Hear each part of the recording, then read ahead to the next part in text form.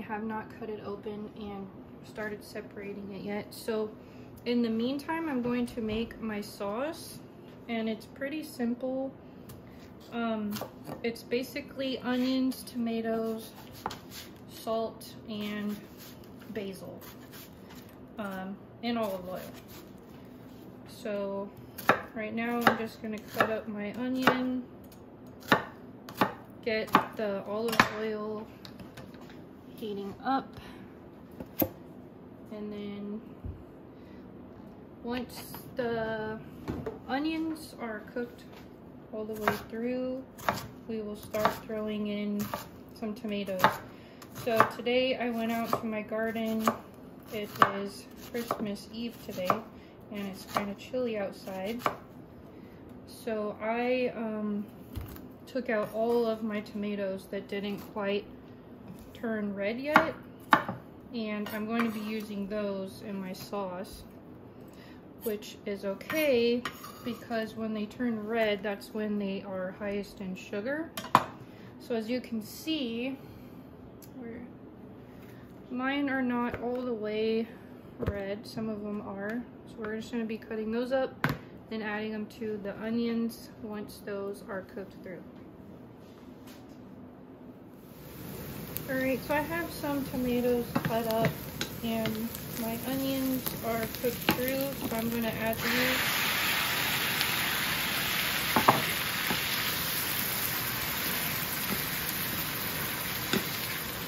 And then as I cut the rest of my tomatoes, I'm just going to throw them in.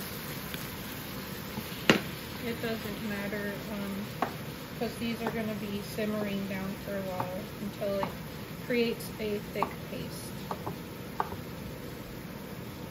For the tomatoes, I'm just doing a rough cut. Nothing fancy.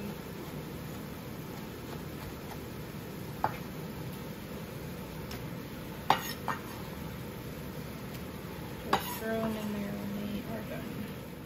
Alright, all my tomatoes are in there, so we are going to let this simmer. I am going to stir it occasionally, and then all we have left to do is add our salt and basil, and our sauce is pretty much done. Alright, so this is what we're looking for when you scrape the pan. The juices take a long time to go back to where you just scraped it from. So this is thickening up. So I'm going to add my basil paste because I don't have any fresh basil. I add a lot because I like basil. This has a little bit of salt in it as well. So just add your salt to taste. And if you want to add a little spice to this, you can add some red pepper flakes, which I am going to do because I like my sauce with a little spiciness. So just stir the salt and basil in. Let it simmer for a little bit more, and this is done. And then we will head back over to the squash, and I will show you how to prepare the squash. Okay, so our squash has been cooling for about an hour. So what you're gonna do is just cut it in half, and this little end part right here is a little tough to cut through, so you can just cut that off the top. So you cut your squash in half and split it open. And you're going to scrape out the seeds just like you would a pumpkin.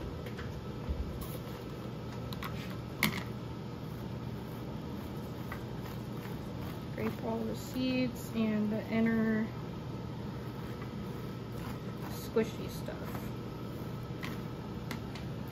And if it's hot after you cut it open, you can let it sit and cool down a little bit longer. This is a little warm, but it's not too hot for me.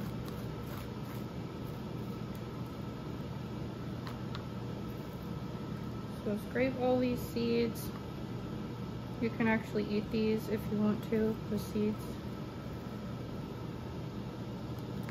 And I wanted to just say the reason why I liked spaghetti squash is because it really doesn't have a strong distinctive flavor, and you could use it as a spaghetti or a pasta substitute in pasta dishes and in lasagna dishes also.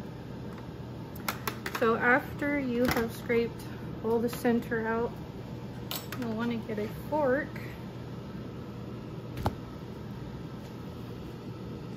and basically you just go like this, and it comes out very easy and fast. Doesn't take forever. I normally just scrape it right into my pan, and then I prepare it for pasta right afterwards. I also freeze whatever I do not use. I freeze it just like this, raw, and after it's frozen and you want to use it again, you just defrost it. Not in like a defroster or anything. Let it sit out on the counter to defrost. And then the squash, because it has frozen, it's going to release some juices. So you're going to want to drain and squeeze out all that juice before you do anything with it, because it's going to be really watery after you freeze it. Okay, so this last part for the spaghetti squash, what you're going to do is take some olive oil, let it heat up, and take the spaghetti squash and sprinkle it around your pan, kind of like a hash brown.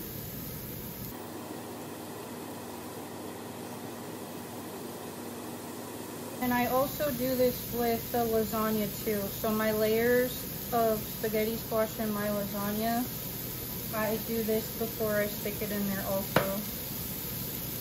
It takes away the rawness taste, and it also gives it some flavor. So you're just going to take some black pepper, sprinkle across the top. Some red pepper flakes if you want a little spice. If you don't, then don't put any. And then some garlic salt. If you can't have a lot of salt, just use garlic powder. And let that cook for a little bit. And then you just flip it and try to get a little bit of brownies until these become a little soft, and it takes the rawness out of it. You don't have to do this. You can try it this way if you want to and see how you like it. If you're not a fan, I suggest trying it this way. It makes it more likable. Everyone, my kids and everyone like this, so this is how I've been doing it.